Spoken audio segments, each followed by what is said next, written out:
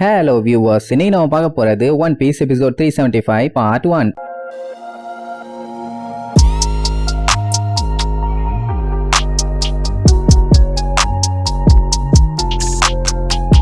Open பண்ணா போன பாட்டுல அந்த கெக்கோ மொரியாவை நம்ம ஆளுகெல்லாம் கஷ்டப்பட்டு அடிச்சு காலி பண்ணிட்டாங்க. அவனுக்குள்ள அந்த ஷேடோஸ் எல்லாமே வெளியவும் வர ஸ்டார்ட் பண்ணிருச்சு. ஆனா என்ன வெளிச்சம் பட்டதுனால கொஞ்சம் கொஞ்சமா நம்ம ஆட்களும் அந்த பைரட்ஸும் கரைய ஆரம்பிச்சிட்டாங்க. ஷேடோல மறைஞ்சிருக்கவங்க எல்லாம் அப்படி மத்தவங்க கரையறத பார்த்தோடனே ஐயோ வெளியில வந்தா நம்ம நிலைமை இதுதானான்னு பதறுன்னு பதறி தள்ளுவானுங்க. லோலா எல்லாம் பாதி எரிஞ்சிட்டா, ஜெயிச்சோன்னு நினைச்சமே எல்லாம் போச்சேன்னு சொல்லி கதறுன்னு கதறி தள்ளுவானுங்க. ஆனா ஷேடோஸ் எல்லாமே கண்ட மெனிக்கு வெளியில பறேந்து போயிட்டு இருக்கும். அந்த ஷேடோஸும் இங்க மட்டும் இல்ல, எங்கெங்கயோ போகுது. 1000 பேர் இல்ல சும்மாவா. அப்படியே கட் பண்ணி கிராண்ட் லைன்ல இருக்கிற ஒரு பைரட் கப்பலை காட்டுறாங்க. அங்க உள்ள இருக்க கேப்டனை அவங்க க்ரூ மெம்பர்ஸ் எல்லாம் வெளியே வாங்கன்னு சொல்லி கூப்பிடுவாங்களா. அவன் நல்லா பெட்ஷீட்டை இழுத்து போத்திட்டு ஏண்டா லூசு மென்டல் பயலுலாம், அதான் வெளிச்சம் அடிக்குது இல்ல, நம்ம வெளியில வந்தோம்னா மொத்தமா காத்தோட காத்தா கரைஞ்சிருவோம், மூடிட்டு வந்து படுகடாமா அப்படின்னா வேற ஒண்ணும் இல்ல, இவங்களோட ஷேடோவையும் அந்த கெக்கோ மொரியா ஆட்டைய போட்டிருக்கான். அதுவும் 2 வருஷத்துக்கு முன்னாடி. ஆனா இல்ல கேப்டன் கொஞ்சம் வெளியே வாங்கன்னு சொல்லி கூப்பிடுவானுங்களா. என்னடா சும்மா நொய்யின்னு இருக்கீங்கன்னு சொல்லி பெட்ஷீட்டை ஓபன் பண்ணிட்டு பாப்பான். அங்க அவங்க ஆளு வெயில்ல ஷேடோவோட நின்னுட்டு இருப்பான். உடனே அவருக்கு சந்தோஷம் தாங்க முடியல.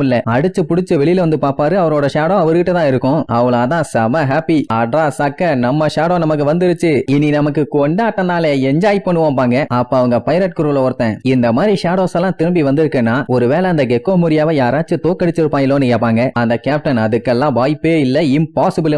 அவனுக்கு தெரிஞ்சு அவன் பயங்கர பவர்ஃபுல்லான ஆளு. ரைட் ஆஃப் த 4 எம்பரர்ஸ்க்கு எதிராக அவன் சண்டை போட்டு அவங்களையே ஒரு வழி பண்ணவன். அப்படி இருக்கிறப்போ அவனெல்லாம் யாராச்சும் தொட முடியுமா? அதுக்கெல்லாம் வாய்ப்பே இல்லங்கிற மாதிரி சொல்லுவான்.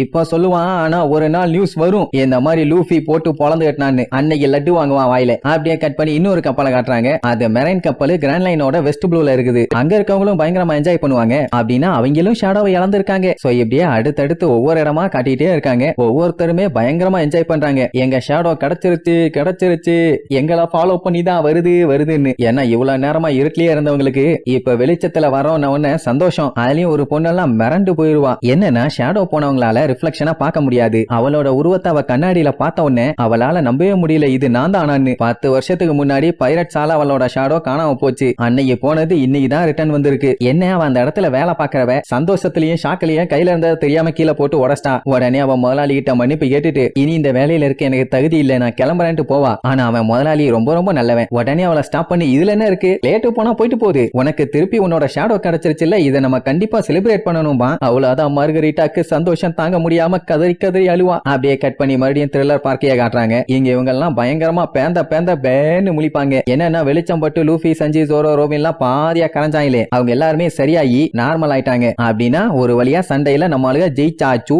எம்பூட்டு கஷ்டப்பட்டுட்டாங்க. ஓ காட் படாத பாடுபட்டு கடைசி நிமிஷத்துல ஜெயிச்சிருக்காங்க. ப்ரூக்குக்கெல்லாம் ரொம்ப சந்தோஷம். ஏன்னா அவனுக்கு ஹெல்ப் பண்ணவங்களுக்கும் அவன் ஹெல்ப் பண்ணி காப்பாத்திட்டான்ல. அப்ப அந்த பைரட்ஸ் எல்லாம் காட்டுறாங்க, அவங்க அதுக்கு மேல ஹாப்பி. இனிமேட்டு நாங்க சன்ரைஸ பார்த்து பயப்பட மாட்டோம், கொண்டாடுவோம், கூத்தடிப்போம், காட்டுக்குள்ளே நீ போக மாட்டோம், பயம்தான் எங்களை கண்டு பயப்படணும்னு சொல்லி பயங்கர பில்டப்போட கத்தி என்ஜாய் பண்ணிட்டு இருப்பாங்க. சோ யாருக்குமே எந்த பஞ்சாயத்து இல்ல, ஒரு வழியா எல்லாருமே தப்பிச்சாச்சு. என்ன லூஃபி தான் இன்னும் மயக்கத்திலேயே இருக்கான். சும்மாவா பயங்கரமான சண்டை இல்ல. ஆக்சுவலா இவங்களோட பாடி மொத்தமா கரைஞ்சிருந்துச்சுன்னா அதுக்கப்புறம் அதை ரிட்டர்ன் கொண்டு வர்றது ரொம்பவே கஷ்டம். ஆனா பாடி கரைய இவங்க ஷேடோ வந்ததுனால தான் இவங்க பாடி திருப்பியும் ஃபுல் ஆயிருச்சு. கொஞ்சம் மிஸ் ஆயிருந்தா போதும் கம்ப்ளீட்டா செத்து இருப்பாங்க. சஞ்சிக்கு தான் செம காமெடியா இருக்கும். என்னன்னா இவங்க ஷேடோஸ் எல்லாம் எப்பவுமே இவங்களுக்கு ஈக்குவலா ஒரே மாதிரி வேலை செய்யும். ஆனா அந்த கெக்கோ மொரியா தான் ஓரோட பாடிக்கு ஏத்த மாதிரி ஷேடோஸ் எல்லாம் ஆல்டர் பண்ணால, அதுதான் அவனை பொறுத்த வரைக்கும் செம ஃபன்னு. ஷேடோவை தொலைச்சிட்டு என்ஜாய் பண்றது இவனுக்கு ஃபன்னா இருக்கு. உசோப்புக்கு என்ன ஒரு நிம்மதினா யாருமே இதுல சாகல, செத்து இருந்தாங்கன்னா தான் ரொம்பவும் கஷ்டமா இருந்திருக்கும். நல்ல வேளை அந்த மாதிரி எதுவும் நடக்கல. இப்ப என்னன்னா இவங்க வரும்போது ஏகப்பட்ட கிரியேச்சர்ஸ் அது இதுன்னு எக்கச்சக்கமா பார்த்துட்டே வந்தாங்க.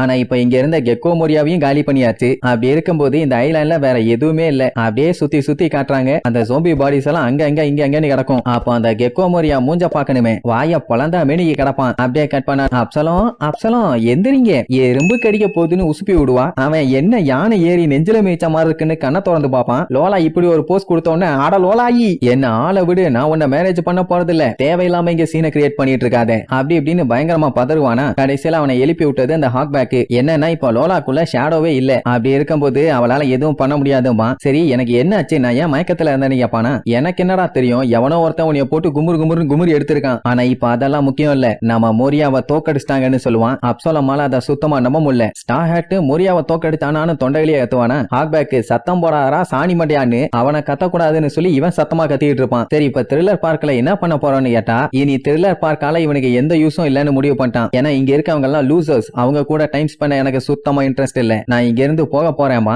அப்சலம் கிட்ட என்ன பண்ண போறேன்னு கேட்டா அவன் பேந்த முழிப்பான். ஏன்னா இது அவன் கொஞ்சம் கூட எதிர்பார்க்காத விஷயம். அதே நேரம் இங்க லூஃபியோட பாடி நார்மலாச்சே தவிர பையன் இன்னுமே எந்திரிக்கல. ஏன் ஏதாச்சும் பஞ்சாயத்தான்னு கேட்டா பஞ்சாயத்தெல்லாம் இல்ல, அவனோட புது ஃபைட்டிங் டெக்னிக்க அவனோட பாடியால தாங்க முடியல. அதனாலதான் பையன் ரொம்ப டயர்ட் ஆகி அப்படியே சுருங்கிடுறான். இதுக்கு என்ன பண்ண முடியும்? இனிமேட்டு இவங்க போக போக எனிமீஸ் எல்லாம் ஸ்ட்ராங் ஆகிக்கிட்டே தான் போவானுங்க போல. அப்படி இருக்கும்போது லூஃபி இன்னுமே கஷ்டப்பட்டு தான் ஆகணும், வேற வழியே இல்ல. இத சரி பண்ணுனா ஒரு டீமா இவங்களும் ஒன்னா சேர்ந்து போறானா தானே முடியும். சோ நம்மளும் அவனுக்காண்டி கொஞ்சம் கோஆபரேட் பண்ணி கஷ்டப்பட்டு தான் ஆகணுங்கிற மாதிரி சொன்ன உடனே எல்லாருமே ஆமான்னு சொல்லுவாங்க. சோ அப்படி எல்லாரும் லூஃபியை நினைச்சு ஃபீல் பண்ணிட்டு இருக்கும்போது பின்னாடி யாரோ வந்து நிப்பாங்க. யாரான்னு பார்த்தா இந்த மாதிரி படுபயங்கரமா ஒருத்தன் ஜோம்பி மாதிரியே வந்து நிப்பான். ஐயோ மறுபடியும் ஜோம்பி வந்துருச்சு, அவனை விடாதீங்கன்னு உசோப்பு கத்துக்கத்துன்னு கத்துவானா. அதுக்கப்புறம் தான் தெரியுது அது ஜோம்பி இல்ல, ஒரு வயசான தாத்தா. மனுஷனுக்கு உடம்புல பயங்கரமா அடிபட்டு இருக்கு, அதனாலதான் இப்படி கெட்டு போட்டு வந்திருக்காரு. அட கிழட்டு மாட்டையா, நீ மட்டும் ஜோம்பி கூட்டத்துக்குள்ள போய் நின்னேன்னு வச்சுக்க, கண்டிப்பா உன்னை கண்டே பிடிக்க முடியாது, அப்படி ஒரு நிலைமையில தான் இருக்கிறாங்கிற மாதிரி சொல்லி கத்துவான். அப்பதான் சஞ்சிக்கு ஞாபகம் வரும், இவங்க முதல்ல இந்த ஐலாண்டுக்குள்ள வரும்போது கிரேவியார்ட்ல இந்த தாத்தாவை தான் மீட் பண்ணிருப்பாங்க. இப்ப மறுபடியும் வந்து நம்ம ஆளுக்கு தேங்க்யூ சொல்ல வந்திருப்பாரு. ஏன்னா திரும்பவும் சன்லைட்ல நடமாடுவோன்னு இவரு கொஞ்சம் கூட எதிர்பார்க்கவே இல்லை. ஆனா இப்போ நம்ம ஆளுக உதவியால அவர் சாதிச்சிட்டாரு, அதுக்காக எப்படி உங்களுக்கு நன்றி சொல்றேன்னு எனக்கு தெரியல, அப்படி இப்படின்னு நல்ல விதமா பேசிட்டு இருப்பாரா.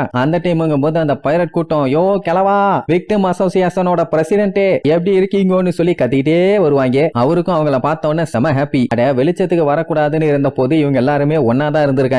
அப்புறம் அந்த லோலா நம்ம ஆளுக்கு தேங்க்யூ சொல்லுவான். அதுவும் சும்மா இல்ல, நெஞ்சார்ந்த நன்றிகள், நீங்க ரொம்ப நல்லா இருக்கணும், உங்களை ஏதாச்சும் தொல்லை பண்ணிருந்தா எங்களை மன்னிச்சிருங்க, எங்கள யாராலையும் பண்ண முடியாத ஒரு விஷயத்த நீங்க பண்ணி எங்களை காப்பாத்தி இருக்கீங்க, அதனால ரொம்ப ரொம்ப நன்றி. இதுக்கப்புறம் த்ரில்லர் பார்க் விக்டிம் அசோசியேஷன்ல எந்த மெம்பருமே இல்லையாமா, அதான் எல்லாருமே காப்பாத்தப்பட்டாங்களே. சோ நீங்க பண்ண உதவியை நாங்க வாழ்க்கையில என்னைக்குமே மறக்க மாட்டோம்னு எல்லாருமே அங்க மண்டி போட்டு தேங்க்யூ சொல்லுவாங்க. உங்களுக்கு ஏதாச்சும் தேவைப்பட்டுச்சுன்னா சொல்லுங்க, எங்களால முடிஞ்ச உதவியை நாங்க கண்டிப்பா பண்ணுவோம், எங்க கிட்ட ரொம்ப இல்லனாலும் கொஞ்சம் சாப்பாடு சேர்த்தி வச்சிருக்கோம் அப்படின்னு அந்த பெரியவர் சொல்லுவாரு. அந்த லோலா, எனக்கு ஒன்னும் ஆட்சேபணம் இல்ல, நீங்க வேணா நீ கல்யாணம் பண்ணிக்கலாம்பா. உடனே அத்தனை பேரும் அப்படி ஒரு அதிர்ஷ்டம் எங்களுக்கு வேண்டவே வேண்டாமான்னு கதறுவானுங்க. இப்ப 4449 டைம் ரிஜெக்ட் ஆயிருக்கா, இன்னும் கொஞ்சம் போனா போதும் பண்டிகை கொண்டாடிடுவானுங்க போல. ஜோரோ எல்லாம் தேங்க்ஸ் எல்லாம் ஒண்ணு வேண்டாம், எங்களோட தேவைக்காண்டி தான் நாங்க சண்டை போட்டோம், இல்லைன்னா அந்த சண்டையா போட்டுக்க மாட்டோம்னு அவங்கள மொக்க பண்ற மாதிரி பேசின உடனே நமி ஓங்கி ஒரே அப்பு. அவங்க நம்மளுக்கு தேங்க்யூ சொல்லிட்டு இருக்காங்க, என்ன விளையாட்டு பண்ணிட்டு இருக்கியான்னு ஜோரோ எல்லாம் திருச்சடிச்சு போய் விழுவான். அந்த பைரட்ஸுங்க வாய வச்சுட்டு சும்மா இல்லாம எங்களுக்காண்டி நீங்க கெக்கோ மரியாதையா காலி பண்ணிருக்கீங்க, கண்டிப்பா உங்களுக்கு நாங்க ஏதாச்சும் செஞ்சே தீருவோம்னு ஒத்த கால நிப்பானுங்க. இப்படி இருக்கிறவங்கள வேண்டான்னு சொல்லவா முடியும்? டப்புன்னு திரும்புவா, கண்ணுல காசு தான் நிக்கும். அதாவது அவளுக்கு ட்ரெஷர் தேவையாமா, ஆனா அதுக்குமே அவனுக்கு வழி சொல்லுவானுங்க. அதாவது கெக்கோ மரியா தான் நிறைய ட்ரெஷர் ஆட்டையா போட்டு வச்சிருப்பான்ல, அவனோட எல்லாத்தையும் நீங்களே எடுத்துக்கங்க, நாங்களே எல்லாத்தையும் கொண்டு வந்து ஷிப்ல லோட் பண்றோம் பாங்க. அதெல்லாம் ஆல்ரெடி பண்ணியாச்சும்பா. அதான் அந்த பெரோனா புள்ள ஜோம்பிஸ் யூஸ் பண்ணி எல்லாத்தையுமே அள்ளி கொண்டு வந்து அவங்க கப்பலை சேர்த்திட்டாலே, அவங்க தப்பிச்சு போறதுக்காக பண்ணா அது இப்ப நம்ம ஆளுக்கு யூஸ் ஆகிச்சு. என்ன நமிக்கு அப்பதான் அந்த குமாவை பத்தி ஞாபகத்துக்கு வரும். ஏன்னா அவன் ஒருத்தன் இருக்கான்ல, அவனை பத்தி நம்ம கிட்ட சொல்ல கம்ப்ளீட்டா மறந்துட்டா. எல்லாம் என்னாச்சு ஏதாச்சுன்னு பதட்டத்தோட கேட்பாங்க. நமக்கு இன்னொரு பெரிய பஞ்சாயத்து இருக்கும்பா. என்னன்னு கேட்கும் போது அப்படியே மேல பார்த்துட்டு ஷாக்காவா, என்னத்த அப்படி மேல பாக்குறான்னு எல்லாம் அப்படியே ஜூம் பண்ணி பாப்பாங்க. அங்கதான் அந்த குமா உட்காந்துக்கிட்டு இருக்கான், கால் மேல கால் போட்டுட்டு யார்ட்டையோ நான் பயந்த மாதிரியே நடந்துருச்சுன்னு சொல்லி இன்ஃபார்ம் பண்றதோட இந்த எபிசோடுக்கு எண்டு கார்டு போட்டு முடிக்கிறாங்க.